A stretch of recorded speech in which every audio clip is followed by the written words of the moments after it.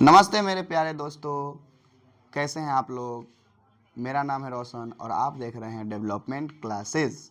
आइए हम लोग समझ लेते हैं थोड़ा सा। श्वसन में एक बहुत ही इम्पोर्टेंट टॉपिक है मानव में श्वसन, जो बाह्य श्वसन के अंतर्गत आता है। आइए थोड़ा सा समझ लेते हैं मानव में श्वसन है क्या। देखिए, मानव में श्वसन टॉपिक का नाम है हम लोगों का मानव में श्वसन। बेसिकली जो ये हम पढ़ रहे हैं मानव में श्वसन, तो ये मानव में बाह्य श्वसन के बारे में पढ़ रहे हैं। एक मानव में अंतः श्वसन होता है, अलग है, जो कोशिकाओं के अंदर संपन्न होता है। और ये जो पढ़ रहे हैं हम लोग, ये बाह्य श्वसन के अंतर्गत आता है। ठीक है, तो आइए समझते हैं। ये जो शुरू होता है दोस्तों, देखिए ये नाक से शुरू होता है ना, जिसको नाक के अंतर्गत देखिए दो गो छेद दिखाई दे रहा है, एगो इधर है एगो इधर। ये दोनों छिद्र को हम लोग कहते हैं नासा छिद्र। तो यहीं से मानव में क्या होता है, बाह्य श्वसन प्रारंभ होता है। तो ये देख लेते हैं। देखिए नासा छिद्र क्या होता है, नासा छिद्र। नासा छिद्र, देखिए नासा छिद्र को इंग्लिश में नोस्ट्रिकल भी कहते हैं। देखिए एगो इधर नाक दिख रहा है, एगो इधर नाक दिख रहा है, और ये दोनों क्या है, नासा छिद्र है। यानी इसको हम लोग नासिका रंध्र भी कहते हैं, कहीं कहीं नासिका रंध्र भी कहा जाता है, लेकिन हम लोग यहाँ पर यही जानेंगे कि ये नासा छिद्र है। एक इधर छेद दिख रहा है, एक इधर छेद दिख रहा है, और यही दोनों क्या है, नासा छिद्र। यहीं से प्रारंभ होता है। इस नासा छिद्र का बस यही काम है कि श्वास को अंदर लेना। ठीक है, मतलब हवा जाएगा बॉडी के अंदर तो यहीं से जाएगा। ठीक है, ये नासा छिद्र का यही काम है बस। आइए समझ लेते हैं आगे क्या है। देखिए नासा छिद्र के बाद जो अगला मानव में बाह्य श्वसन का जो अगला भाग है वो नासा कपाट है, जिसको नसल चेंबर भी कहते हैं इंग्लिश में। ठीक है, तो नासा कपाट क्या है, नासा कपाट, कपाट है ना, इसको नसल चेंबर भी कहते हैं। अगर नासा कपाट की बात करेंगे तो ये दो भागों में बटा हुआ रहता है। ठीक है, नासा कपाट की अगर बात करेंगे तो ये दो भागों में बटा रहता है। एक होता है अग्रभाग, है ना, एक होता है अग्रभाग, और एक होता है क्या, पश्च भाग। एक क्या होता है, पश्च भाग, एक क्या होता है, पश्च भाग। समझिएगा, ये जो अग्रभाग है दोस्तों, ये अग्रभाग है, इसमें छोटे छोटे बाल पाए जाते हैं। क्या पाए जाते हैं, छोटे छोटे बाल पाए जाते हैं, छोटे छोटे बाल पाए जाते हैं, है ना, पहला चीज़। और दूसरा चीज़ जो ये अग्रभाग में है, म्यूकस पाया जाता है। क्या पाया जाता है, म्यूकस। म्यूकस को हिंदी में श्लेष्मा कहते हैं। ठीक है कि नहीं, ये म्यूकस पाया जाता है। तो आप कहिएगा कि सर ये दोनों लिखे तो इसका क्या मतलब है, हम बता रहे हैं। देखिए ये छोटे छोटे जो बाल है ना और ये म्यूकस है, हमारे वायुमंडल में इतना सारा धूल कण है, तो इस धूल कण को रोकने का काम करता है। अच्छा सोचिए ना, अगर पूरा धूल कण हमारे फेफड़ा में चल जाए तो कितना जल्दी बीमार हो जाएंगे, मर जाएंगे हम लोग, है ना।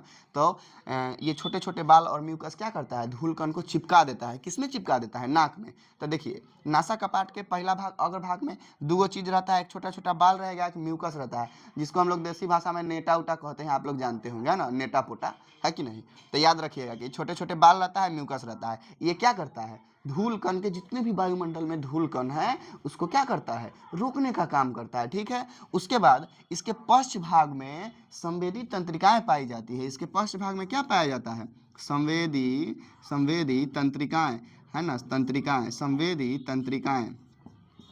और ये संवेदी तंत्रिकाएं काम क्या करता है, देखिए वायुमंडल में इतना सारा सुगंध है, दुर्गंध है, इस सुगंध और दुर्गंध को क्या करता है, पता लगाने का काम करता है। कौन, संवेदी तंत्रिका है। तो आप कहिएगा सर कि पता लगता कैसे है, तो देखिए इस संवेदी तंत्रिकाएं के नस डायरेक्ट किससे जुड़ा रहता है, ब्रेन से जुड़ा रहता है। किससे जुड़ा रहता है, ब्रेन से। और ब्रेन से जुड़ा हुआ है, इसका क्या मतलब, सुगंध दुर्गंध का पता चलवे करता है। जैसे मान लीजिए कोनो के घर मुर्गा बन रहा है, हम लोग को क्या होता है, सूंघते हैं तो पूरा लगता है कि अरे मुर्गा बन रहा है यहाँ पर। ठीक है कि नहीं, तो ये कैसे पता चला, ये संवेदी तंत्रिका से ही पता चला। ठीक है कि नहीं, कि विनोद के घर आज मुर्गा बन रहा है, चाहे राकेश के घर आज मुर्गा बन रहा है। समझ में आया कि नहीं, तो ये पता कैसे चलता है, संवेदी तंत्रिका से। तो ये नासा कपाट के अंतर्गत ही आता है, जो इसके पश्च भाग में रहता है। ठीक है, अब अगर नासा कपाट की बाद की बात करें, मतलब नासा कपाट के बाद कहाँ जाता है, कहाँ हवा जाता है, तो देखिए नासा कपाट के बाद जो श्वसन का अगला भाग है बाह्य श्वसन का, वो है ग्रसनी। वो क्या है, ग्रसनी। नासा कपाट के बाद जाता है ग्रसनी में। देखिए ग्रसनी में मूलतः दो गो नलिका रहती है ना, ग्रसनी में मूलतः दो गो नलिका रहती है। एक नलिका को हम लोग कहते हैं गुलेट, एक नलिका को क्या कहते हैं, गुलेट, और एक नलिका को कहते हैं ग्लोटिक्स। एक नलिका को क्या कहते हैं, ग्लोटिक्स। एक नलिका को क्या कहते हैं, ग्लोटिक्स। देखिए ये जो गुलेट है और ये जो ग्लोटिक्स है, ये जो गुलेट है ये ग्लोटिक्स है, देखिए गुलेट के माध्यम से भोजन, गुलेट के माध्यम से भोजन प्लस क्या जाता है, भोजन प्लस पानी, ठीक है कि नहीं, किसके माध्यम से, ग्लूटेक्स के माध्यम से, और ग्लूटेक्स के माध्यम से हवा जाता है, ग्लूटेक्स के माध्यम से क्या जाता है, हवा जाता है।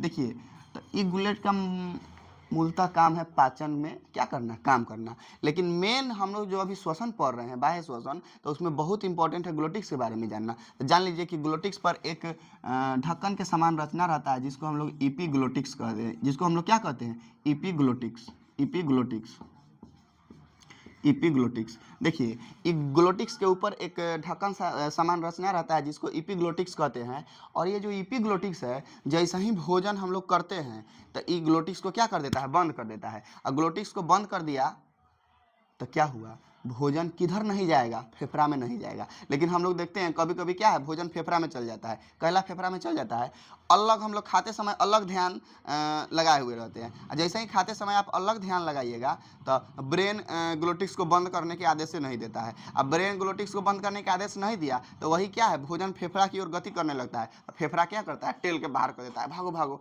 है ना, भोजन को। कहला कि फेफड़ा का काम तो है श्वास लेना, है ना, तो वो क्या करता है, पूरा के पूरा भोजन को बाहर निकाल देता है, जिससे हम लोग को सड़क जाता है, तो फिर पानी उनी पीते हैं तो तनका देर के बाद ठीक हो जाता है। अब ग्रसनी के बाद देखेंगे, ग्रसनी के बाद जो अगला भाग है श्वसन का, वो कुछ इस प्रकार से नली के समान क्या है, बढ़ जाता है। इसको हम लोग श्वास नली कहते हैं, क्या कहते हैं, श्वास नली, श्वास नली, इंग्लिश में ट्रेकिया कहा जाता है। इस श्वास नली के बाद फिर आगे देखेंगे तो नीचे से ऐसे दो भागों में क्या है, बढ़ जाता है, क्या बढ़ जाता है दो भागों में, श्वास नली, जिसको हम लोग ब्रोंकाई कहते हैं, जिसको क्या कहते हैं, ब्रोंकाई कहते हैं, जिसको क्या कहते हैं, ब्रोंकाई, ब्रोंकाई। इधर भी एगो ब्रोंकाई है और इधर भी एगो ब्रोंकाई है, ब्रोंकाई, है ना। और ये जो ब्रोंकाई है दोस्तों, ये ब्रोंकाई फेफड़ा में जाकर के क्या है, मिल जाता है कुछ इस प्रकार से। ये जो ब्रोंकाई है ये फेफड़ा में जाकर के क्या होता है, मिलता है कुछ इस प्रकार से, समझिएगा। तो ये ब्रोंकाई एक इधर है एक इधर है, फेफड़ा में मिला है ना, और इसी ब्रोंकाई में से एक छोटे छोटे इस प्रकार से संरचना क्या है, निकला हुआ रहता है पूरे ब्रोंकाई में, है ना, पतले संरचना पूरे के पूरे ब्रोंकाई में इस प्रकार से निकला रहता है ना।